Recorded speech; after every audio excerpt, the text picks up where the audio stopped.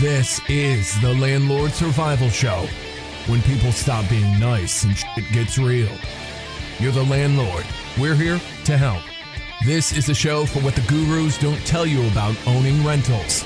We're here for you because we're stronger together. Brought to you by Empire Industries Property Management. Built for investors, by investors. So I appreciate you taking the time, man. I know you're in the heat of battle there in your car, so we will. I don't want you to heat up. I hope your car's on, so you're not sweating over there. Oh no, man, got the AC blowing, brother. All right, good. All right, well, folks, this is the Landlord Survival Show. I'm your host, Steve Rozenberg, and tell you a little bit about myself. I am the co-founder of Empire Industries Property Management Company, located in Houston, Texas. And we manage properties all over Houston, Dallas, and Fort Worth.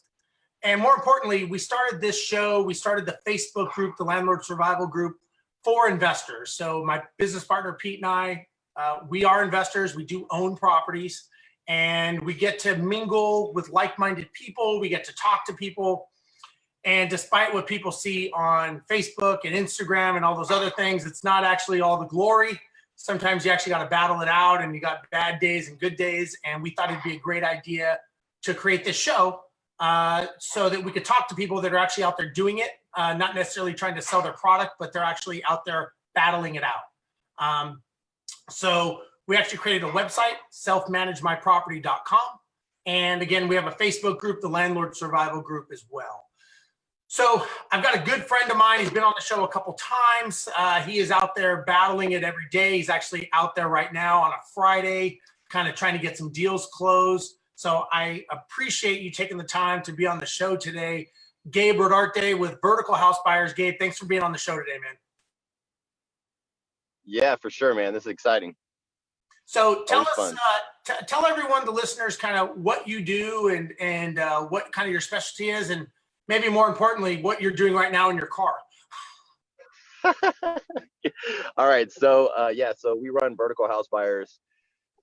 We do quite a few different things. So, typical house buying company. So naturally wholesaling, flipping. That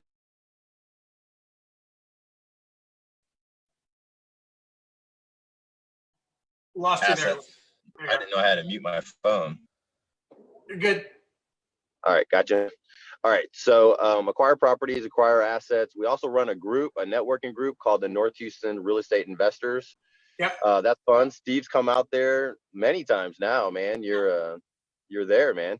Yeah. So that's fun. You guys are awesome vendors there. You guys get a lot of good response there too, man. We do. We try to send quite a few people there. They just ask great questions, and Kevin's there, Matt's there, and your tables always has people there in questions. It's like the table to ask questions, right? Because there's so many different things. Do you guys do this? Do you guys do that? How do you? It's not just about fees, right? Of fees and how do you manage stuff. There's these little bitty things in between. Like, how do you guys handle a tenant like this? Well, I think that the thing with that is, sorry, go ahead. No, you're good. You're good. I think with that is that, when everybody wants to own real estate, right? And so one of the first ways that people get into real estate is by, flipping, wholesaling, doing all those things. But as you know as well as I do, after a while, you're kind of like, man, this is hard work. I mean, I'm out here, trying to get deals closed, battling it out. And the people that end up being very wealthy over time end up owning real estate. And that's a whole other art and education level as opposed to just flipping and wholesaling. And I know because I've done both. And owning properties, I mean, it's kind of there's a lot of people business involved in that. You're dealing with people, you're dealing with the house, you're dealing with laws. There's a lot of dynamics to that you don't really think about once you're buying a property is 4 walls and a roof, right? And to me, owning the property and running it correctly, that's where it gets tough, right? And that's why people come and ask us all these questions, because they're like, hey man, what do I do if my tenant lost their job, but they're not leaving the property? Like, there's no book that explains that, right? And so I think that's why people come to us, and they, again, we give free information. We help people as much as we can. And I think a lot of that is them just wanting to know, what do you do in X situation or Y situation? And I'm glad that we can be there to help. That is yeah, that's the thing though. I mean, it's a good job, but one of the things I realized through us on the properties is the transition. Like, I am in that transition of saying, I want more assets, I want more net worth. Wait a minute, this isn't about a house. And when I started making it just about the house, the rentals weren't doing what I need them to do. They're doing the exact opposite. You know, tenants are leaving, or I'm not negotiating with them well whenever they're in day 10, you know, and there's no payment at day 10. And I'm like, man, but they had a little bit, you know, so there's stuff that you have to do to work with people way differently than when you're just cut and dry. There's a deadline, and at that closing, you're going to get a lump sum. There's also what I realized more, so because we run the networking group, and because I know you and Kevin and so many others that have huge portfolios, I love talking to them about the mindset. If I could just grab the mindset, and I say that for anybody who's watching, if you could just grab the mindset of those who have 60 doors, 120 doors, 200 doors, right? Like, how do you look at a property? If you could grab that and learn that, you can really collapse time, because you're not just having to go asking these one-on-one small personal questions of how to deal with people, because every person's so different, every scenario is so different. You're not going to get all those questions answered, you know? And so what I realized is that if you could just grab the concepts, you know, the big picture stuff. Gabe, he has 60 something doors, and he's like, did you know that the rental, you know, when you're dealing with rentals, you're actually dealing with people? You're not dealing with the house anymore. The house isn't really even the issue. And it was an eye-awakening moment for me, because I was dealing with people issues, and I'm like, why am I dealing with these type of people? They're just a time suck or any of those type of things. And he's like, that's the name of the business now. Your business has changed. It's a different business. Leave the operating company alone. That's your job. That's why I'm in the truck right now. That's my job. But really, the rental business, you need to start looking at things in decades and not just for the next few months. Yeah, that man, that is so true. And you know, it's funny. I've never read a book or seen someone that's super successful say, you need to do it all yourself. You need to do everything on your own. There's no such thing, right? It's about leverage. Even if you wanted to own 200 houses and you wanted to, let's say you wanted to self-manage them, you're still going to not do it yourself. If you want to be successful, you're going to learn how to leverage people, how to leverage systems. You have to. You only have 24 hours in the day. You've got to be able to understand that you've got to leverage that out. And that's where people have a hard time, is they either have a control issue, or they don't think that anyone can do it as good as them, or they just don't know how to do it. So they would rather, instead of looking dumb and asking, they would rather just try it themselves and try to look smart, even though they end up failing at it. And you're right. It's not only the people business that you're in, but there's more legal action going on in the property management company. Because remember, when you have a tenant, they have rights. You have Texas property code, you have fair housing discrimination. You know, you let one tenant slide on their rent and you don't charge them late fees per the lease agreement, but you have another tenant that you don't let slide. All of a sudden, one tenant can say, wait a second, you're discriminating against me. Other tenants are being allowed to be slid. You're not letting me slide. And what you're doing by being nice, you're actually putting yourself in a possible litigious situation. And now you have just taken your business and put it in jeopardy because you were trying to be nice.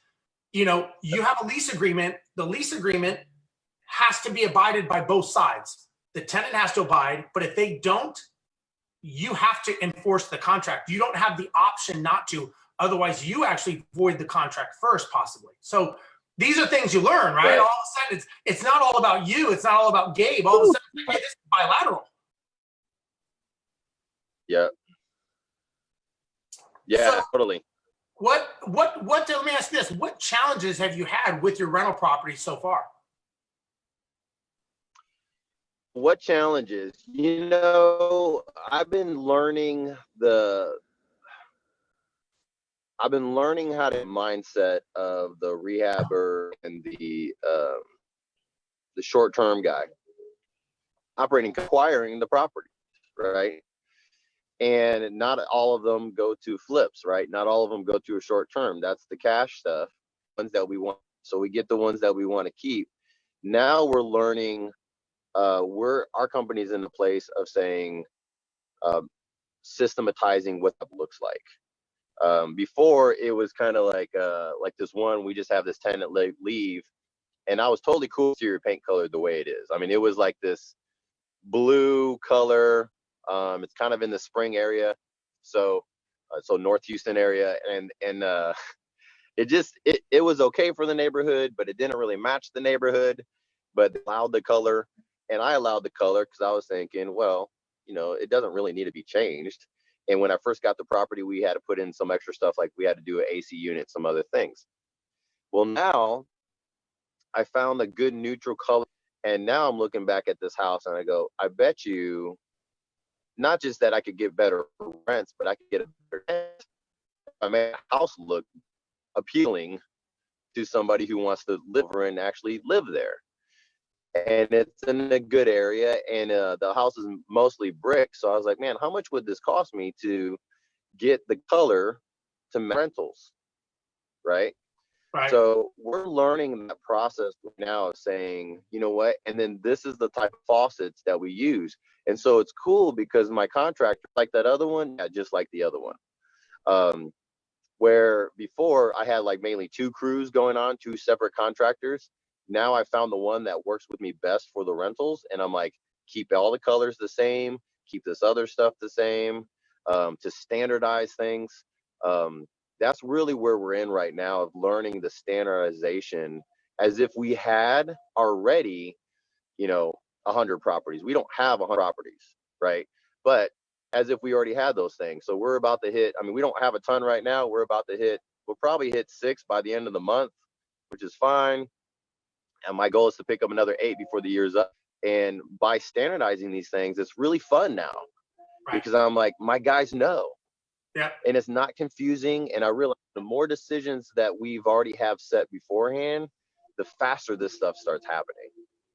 Yeah. I think the more you can automate and the more you can systematize those little decisions, because every time you have a decision point, like what color paint, everything stops until they can talk to you and say, hey, Gabe, what do you want to do with this? Where if you're standardized, there's no stopping. And it just, the flow keeps going, so that you can say, okay, over time, you're going to be able to say, okay, a make ready is going to be 7 days, whatever that day is. And from standardization, if it's a 4-bedroom, it's 7 days. If it's a 3-bedroom, it's 5 days. And everything's the same. The paint's the same. So you can market it the same as well. The pictures, everything, you can have a lot of commonality on them and know the verbiage of the ad and everything that you're going to do to get that done. That's awesome. Yeah, that's one of the things we've noticed the most is the standardization and the power of the decisions. Things just move so much faster. It's just the same thing that we do with our flips. Of course, when you're acquiring rental properties, sometimes you're acquiring dumps, acquiring stuff that you're like, okay, we're gonna have to do a lot of work here, because that's what makes it a good deal.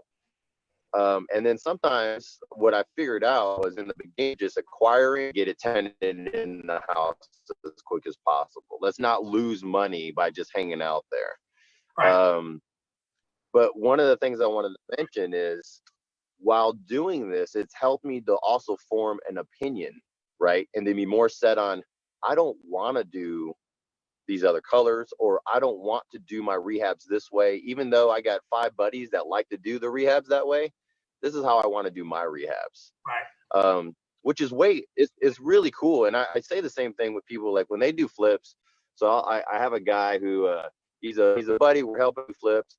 Couple his properties, he's probably take a loss on. He's not feeling very good about those losses. And I was like, you know what though? If you stick it out, you have an opinion, right? And you don't need to ask me or ask anybody else. And you'll be able to move so much faster because now you know in your gut, this is what I want to do. And so I think it helps decision-making skills just go through the roof, because now I know, you know what, this is how verticals property, right? And create our standards, instead of in the beginning we're like, hey, what do you put in the flooring? You know, what kind of flooring do you use? What's the best type of flooring? What's the most cost of the, you know, are you doing with the gray paints? Are you still going with the old tan colors? You know, all those things. And now I'm like, you know what, forget that stuff. Let's just standardize it. I know what I like. Well, and I think what happens is you get a lot of people that are new to the industry of being a property owner, and they get caught up in the details. They get caught up in the minutia of, you know, do I put brown granite or gray granite? Or do I do this? You got to remember, you're running a business. And so you should be thinking more about, what is the cost that I'm going to spend on this, and what is the return going to be? Am I spending $1 and getting $2 back?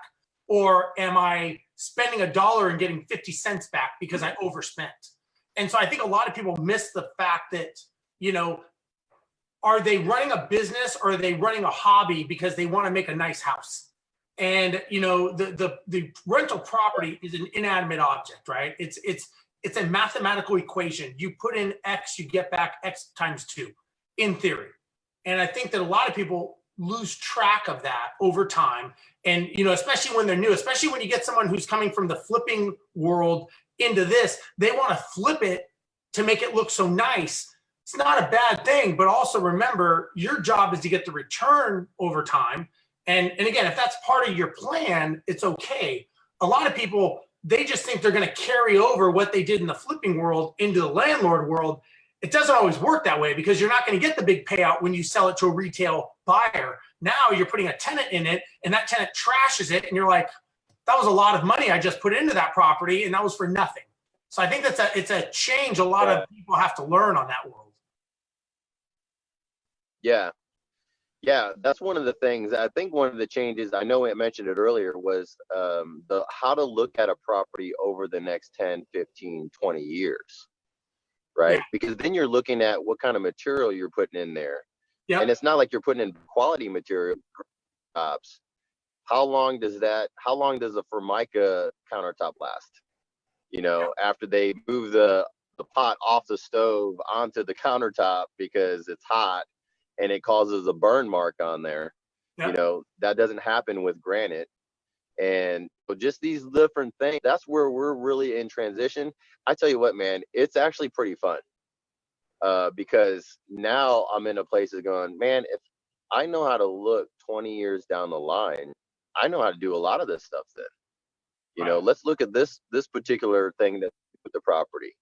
And so I've noticed that in the transitions, we were taking longer than these type of stuff. And it's because I wasn't putting stuff in there that's durable. Well, I was trying to go way cheap on it. You were in construction before, so you've got a background to know about construction that the average guy probably doesn't know. Right. Yeah, and so I'll look at, cheap, so let's go put it in there. But at the end of the day, I'm like, I started realizing the power of the turnaround, right? And I don't know if you can add to that, but just how powerful it is of saying, man, we could do a set turnaround, and it's back on the market. It's on the market in 7 days. You can't do that if you're doing major renovations. Yeah, you know, no, you're right. If you're messing with the bathrooms, messing with the floorings every single time, you know. So well, and that's something that we've learned, and I'm like, man, so. And there's a little feedback with your phone.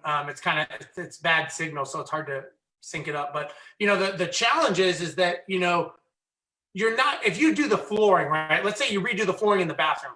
That's not going to take your rent from $1,200 to $1,900 a month, right? You're not going to get that much more rent because of it. You may get a little bump, or it may rent quicker, but you got to remember what you're doing and why you're doing it. It's like some people will say to me, hey, I'm going to put a new roof on this house. And I say, well, is it leaking? No. I'm like, well, is it damaged? No. Well, then what's the reason? Well, I just want to put a new roof in. Well, you're going to spend, you know, several $1,000s putting a new roof on, and you're not going to get a return. No one's going to rent that house quicker because you wanted to put a new roof on it. Now, if you wanted to do capital improvements, that's one thing. but at least understand why you're doing it. Don't just do it because you want to have a pretty roof on there. And I think that's the problem that a lot of people have. Yeah. You there? No. Yeah. Popped out real quick. You got me? Yeah, I got you. So what are you seeing right now? You're buying houses right now. What are you seeing right now in the industry? Oh, in which way? In on the flip side, wholesale, rentals? Rentals, buying and holding. Like, what are you seeing in the market right now? How many there are type stuff? Like, what are we seeing people buying? Yeah, what are people buying? What are the price points that you're seeing? How are they staying? Are you seeing a trend that it's, from the beginning of the year to now, are they staying on the market longer, less? Like, what are you seeing? Well, I mean, this is summertime, right? So the areas that I'm in, things are really low days on market. So people are making that transition before the school season, which is something that we're taking into account. That's specifically why I wanted one of the houses to be, them to be evicted out of that property because they weren't paying. And I'm learning through that process too. But I'm like, look, I don't want to miss the summer season, on getting a better rent or getting a tenant who's going to be there for 2 or 3 years, and make that full transition. So it's just stuff to think about there. But as far as rents go, I mean, they're strong. They're really strong, actually. So I'll give you an example. We bought this house. It's in North Houston area. When I bought it, I was thinking 1475 is a good number for this house. Like, okay, 1475 is like right there. Man, I ran comps yesterday, and we have a sign in the yard for lease. It's still on the outs. We still have some landscaping to do over this weekend. Actually, they should be starting today. And then after that, the house is ready. So it'll probably be ready by Monday, Tuesday, right? So a month and a half ago is when I bought it, 1475. Yesterday, we were getting phone calls, and it's possible for us to get 1625. Wow, that's a good jump. Okay. That's a huge jump. Now, that's very stretched out top, right, Steve? I mean, I'm pushing it at that. So I'm thinking, you know what? What about just doing 1600 or 1595? Something right in there, and that way it's leased, and I'm not just waiting on the market to get this extra $25, right? And but that's what happened, and it was like maybe it's been 5 weeks, 6 weeks since we acquired it. Wow. And when I acquired it, obviously I ran comps to make sure the numbers work, and I'm like, well, 1475, but I'm gonna have a ton of equity. It's one of those really long-term plays, great area. It's one of those areas where the ARV is way above what I'm going to be getting in rents, but I just got a good deal on it. That's what I'm seeing though. So that's kind of an example of, the numbers not going down in rents. Okay. Cool. Staying pretty strong. So let me ask you this. What are you seeing as far as like, are you seeing more people wanting to get into the rental industry? Because I've been talking to a couple of large wholesale group companies, and they're telling me that a lot of their clients are kind of wanting to get more into the whole into the rental buy and hold right now. From whatever they're seeing in the industry, they're seeing something obviously that they're wanting their clients to move. Are you seeing the same thing? Absolutely, man. Absolutely. Especially in the investor group that we run. We talk to people. Actually, think about it. So today's Friday. I got another call today that would make 4 people this week that want to know about the rental industry, or have been thinking, hey, let me get into the flip side. And then once I ask the 5 questions that I asked them, I'm like, oh, so you just want to flip for cash? Yeah. Your goal is to have rentals. My goal is to be in real estate for rentals. And they're just coming out of the woodwork. And it always ends up like this. It's so funny. It always goes, and I'm not backing this, I'm just saying this is how it goes. It always goes, man, I love real estate, and I've always wanted to do it my whole life, and I love it. And I've always wanted to acquire property in real estate. And I'm just thinking, I think everybody's in that boat right now, where everyone's just thinking, you know what, it would be great to have real estate. Same thing. There's definitely an influx of long-term players, you know, and I'm talking people just, you know, 2 or 3 properties. I'm not talking, you know, 10, 12, 15 properties. Yeah. Yeah. And you're right. I mean, look, we get a lot of owners. Our average owners over 1,000 properties, 2.3 is what they own, 2.3 properties. So the average people, you know, they want to own, they just don't know how to get on the Ferris wheel. You know, they want to ride, they just don't know how to get on this thing. And so they're happy to meet people like you, people like me, you know, Steve Vigil, all the people out there, to be able to talk to them to go, okay, how do I do this? Because it's just one of those things that it's not complicated, but if you're not in this world, you really don't even know where to start. And I think that's the biggest challenge people have in this industry, is they don't even know where to start. You know, man, one of the things I have to say to that is, as I've been helping people grow and I'm learning how to grow, I've been more, and I don't mean to, but I just been more direct in my approach when I talk to folks, because what I don't like to see happen is people spend 3 years, you know, going around this merry-go-round, and still not doing anything because they think they have to do the wholesale flip route, but it's kind of too risky. So what I've been doing in conversation, I'm like, okay, I'll do the multiple questions of like, okay, what's your goal? Some of them are like multifamily, and I'm like, okay, well, just start learning now. Why not learn now? Well, you know, I need the cash and stuff. Not really. Like, go learn, not to learn. You know, you don't need all that extra cash. Like, start going in the, so what I would tell them is, you're going to spend anywhere from 8 months to 3 years finding your niche. And you're going to go all the way back to saying, man, I wish I would have just bought my first rental already. Yeah. Yeah. So what I do is then I ask them to say, hey, have you done a personality trait thing? And, you know, I know you love personality traits, dude. Like, I know you like them. So, and I'm learning some from you, you know? So I'll ask them, I was like, so what's your personality trait? And I go, okay, well, per your personality trait, you actually would be a freaking badass at these particular type of things.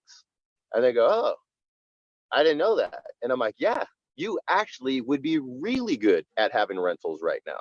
You know, those C personalities, you know, the ones that aren't the ones that are out there, you know, the closers, the salespeople, not those ones.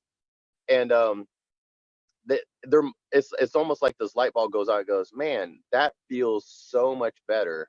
And I'm like, I probably saved you 3 years. Yeah, it's really just a matter of taking action. That's what it comes down to. It's you know what, you almost, there are a lot of people, they're afraid to fail. But the reality is you're going to fail. You're going to make a mistake. It's a failure if you don't get back up and learn from it. But the reality is you are going to make mistakes. You're going to do it wrong. You're probably going to buy wrong houses. I mean, look, I did. And that's the reality of this world.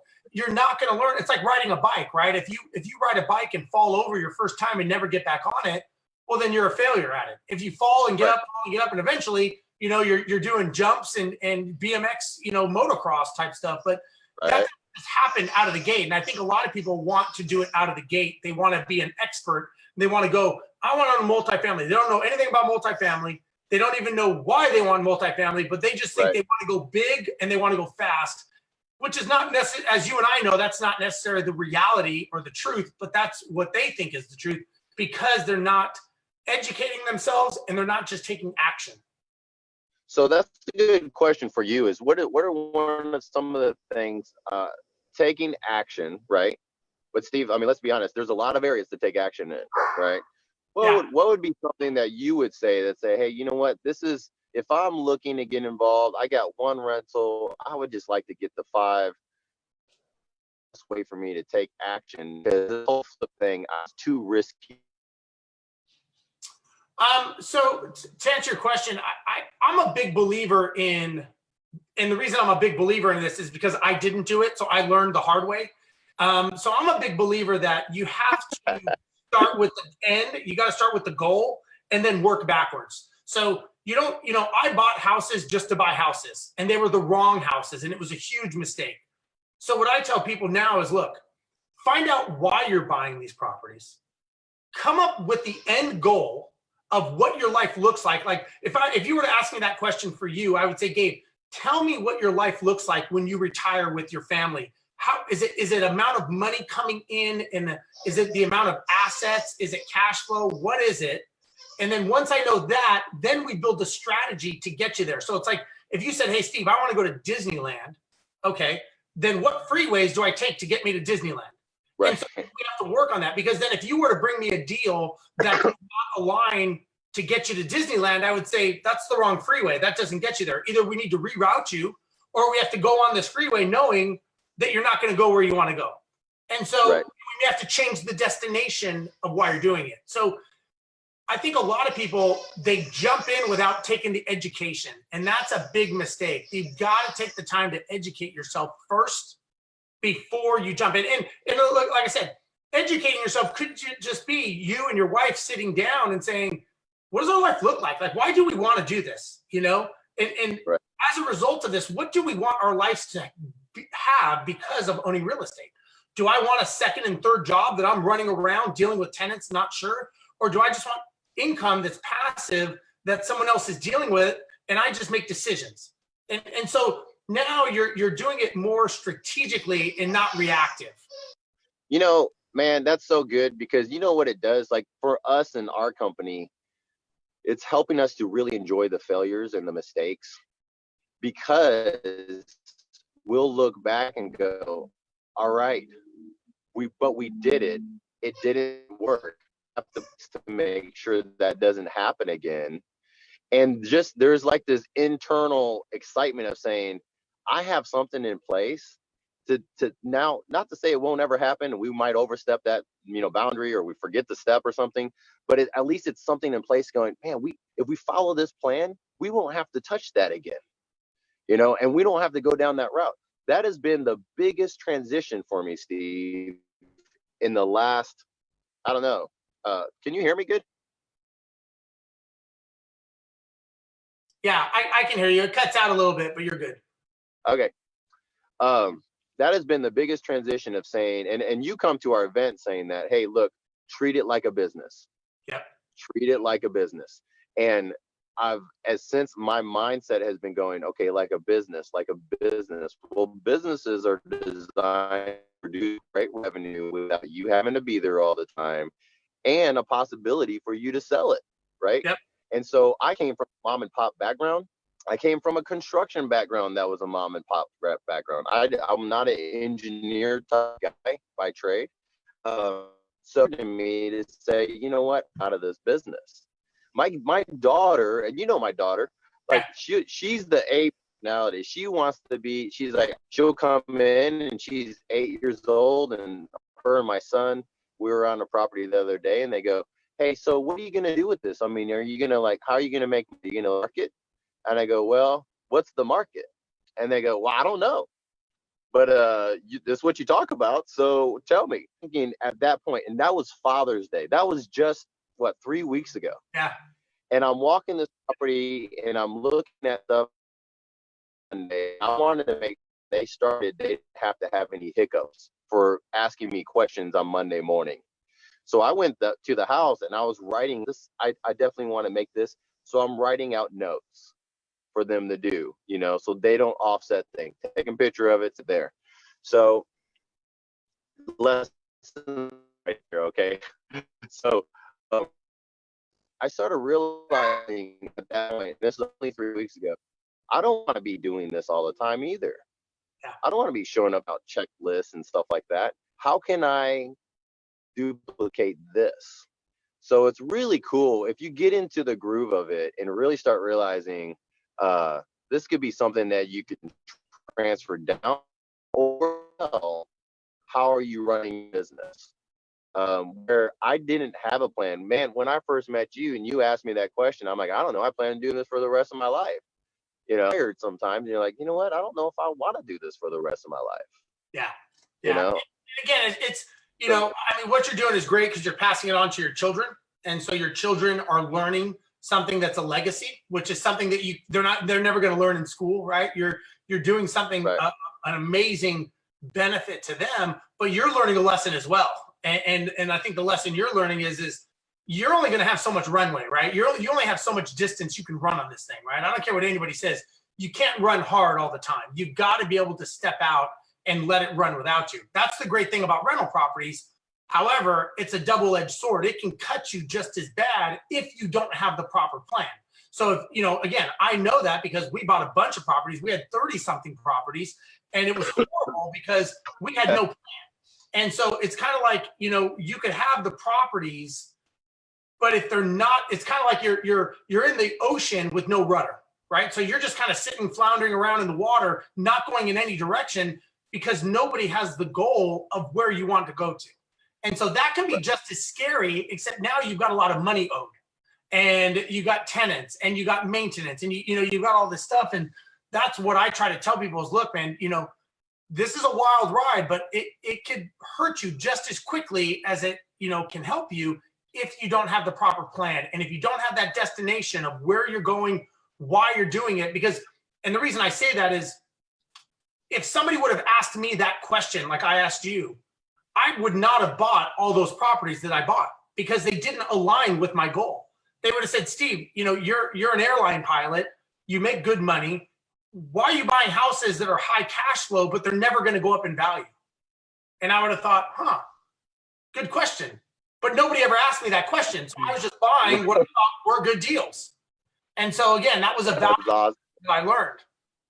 And so again, it's those things that you got to think about and say, okay, why am I doing this? And does this align with my life and my goal? And again, I wanted passive income. Those things are nothing close to passive. That is, you know, you're in the trenches with those things, you know?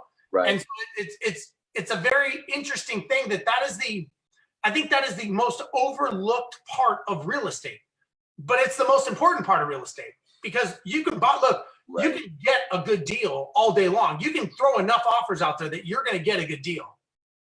But right. To actually make that deal do something and make you money, that's the problem. And I think that's where the challenge comes in. Right, right. Man, you're right on, man. And so that's so good because I'm just thinking about conversations I've had with people and just that need to go, I need to buy a rental property. I need to get a rental property. And so we have some good friends that I trust that have like over 100 doors. I know Steve V, he's one of my closest friends in real estate, and he guides me. You love the guy. He's a lovable guy, Wealth Club.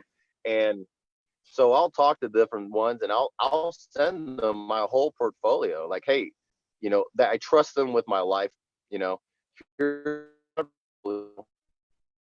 is where the taxes are, and this over the course of all these properties. So I'm doing okay. And what's really fun at that point, that they could come back and go, you know what? You got a couple of these type of properties in there. I would say your next need to look like this to make that portfolio looking pretty cheap. And so, because this is your goal, right? Yeah, this is my goal. Okay, well, you have a little bit, you know, this is what you're going here, or you got a ton of cash flow stuff. You need to get some of that equity stuff in there too. Why don't you start grab other ones that are, and so the way we call it is like defensive and offensive plays. You know, like you want to play both sides, and not every. I mean, that's the weirdest part is that not every property ever will look the same. Like unless you're doing multifamily, you know, they're all going to have their own personality, their own character, their own rents. That neighborhood you thought was going to, you know, go really well and it was going to skyrocket. Well, it's kind of just flatlined, you know. So you thought it was going to be a great equity play over time. And you're like, well, now I have to think longer, 10, 15 years, 20 years down the line, instead of what's happening year to year, right? But I'm learning this. It's so cool and it's so exciting because I'm like, man, once you really get the hang of it, you can start going just like stocks, like thinking it as a business going, what do I want to put in here right now to strengthen my company? Not let me just go grab a rental property because I want to get to 50, you know? Yeah. And you know, what's funny is I think what you're learning and what I learned is, you know, you can talk to other investors about your investments and they'll give you their opinion and they're not out to hurt you or take from you. And a lot of people have that thing like, I don't want to tell people about my deals and I don't want this. And nobody really cares. You know, I mean, you know, Steve, like I said, we'll talk about Steve. Steve's a good guy. I don't know if you know this, but I flipped Steve one of his first houses when I was doing wholesaling back in 2004, 2005, when he didn't know anything about it. We were one of the first persons that sold him a deal as you know, small world, right? But yeah, you know, I mean, that's the thing. And look, years later, we're doing stuff together, and you know, he's grown and he's got a huge empire and he's doing great.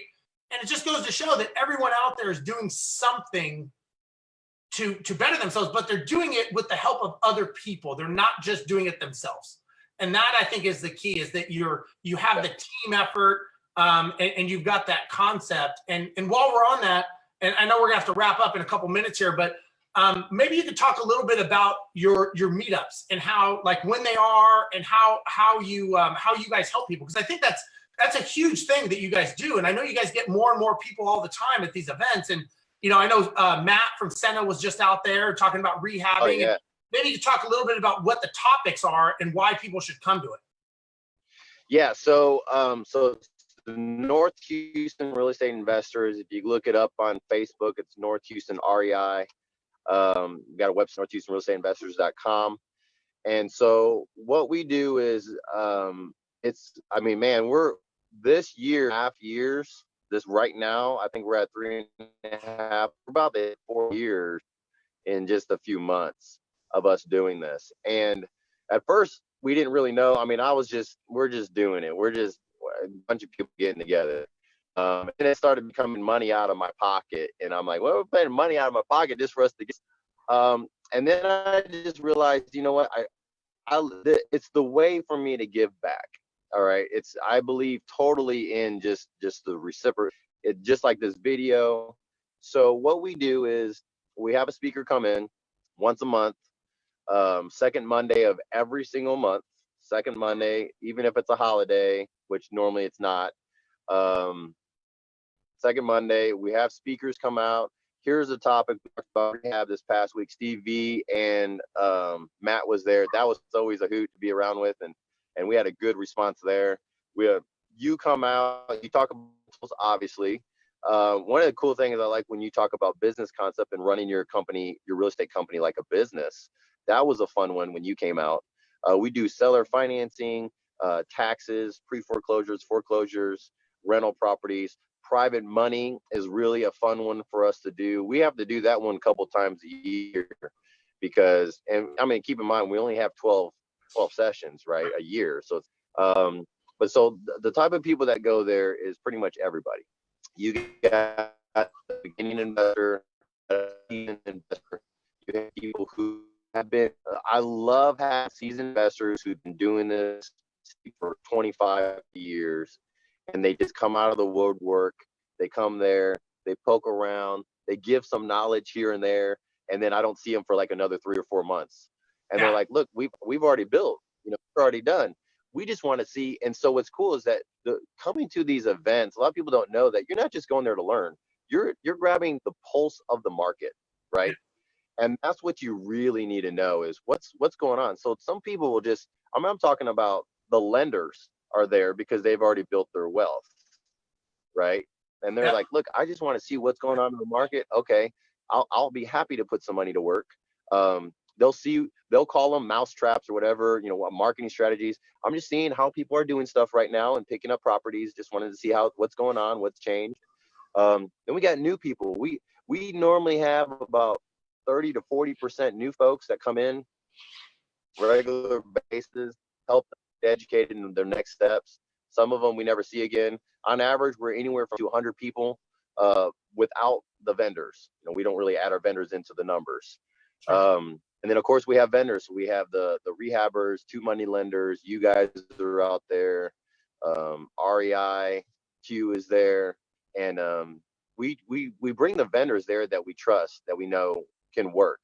You know, that is willing to take the lead that they get from there, because at that point now we're a family. Like now we're a team. And you know, they go to your guys' table, but no one follows up with them. You know, that's not helpful for any of us. Sure. So that's a little bit about what we do, man. I mean, it's fun. We just had it this past Monday. You know, come on out. Cool. So if anybody wants to go, it's the North Houston Real Estate Investor Group, and it's on Facebook. And Gabe, you know, once again, thanks so much for, you know, God, everything that you do, man. I really enjoy talking to you. I know we've done stuff together and everything, and it's always a pleasure because look, you're just like me, right? You're out there, you're in your car right now, you're in the heat of battle, doing stuff. And in the heat of battle today. Yeah, no kidding. Today it's definitely the heat of battle, right? Here in Houston, Texas. But again, man, thanks so much. If somebody wanted to get a hold of you at Vertical House Buyers, how would they do that? Man, give me a shout. I'm easy to get a hold of. 713-894-4272. Just give us a call. You could text us through Facebook. That's the easiest way to get a hold of us. Awesome. And if anybody wants to get a hold of us, you can get a hold of Empire Industries at empireindustriesllc.com. Or you can go to our Facebook group, Landlord Survival Group on Facebook, or you can download this on iTunes as well. We've got plenty of shows on here. Gabe's been on here. We've had a lot of good, solid operators on the show. Again, this is just our way of giving back. Just like Gabe said earlier, this is what we want to do to help out. Gabe, once again, man, thank you so much for being on the show today. I really appreciate it. Until next time, I guess we'll see you. I'm sure I'm going to be out there speaking soon at your event, and right. we'll have to get together again, man. So everybody, thanks for watching today, the Landlord Survival Show, and we will see you next week. Talk to you later. This has been the Landlord Survival Show. Join us next time for more of what the gurus don't tell you about owning rentals. And for even more, find us on Facebook. Brought to you by Empire Industries Property Management. Built for investors, by investors. For more information about this show, visit our website, selfmanagemyproperty.com, home of the ultimate landlord survival handbook.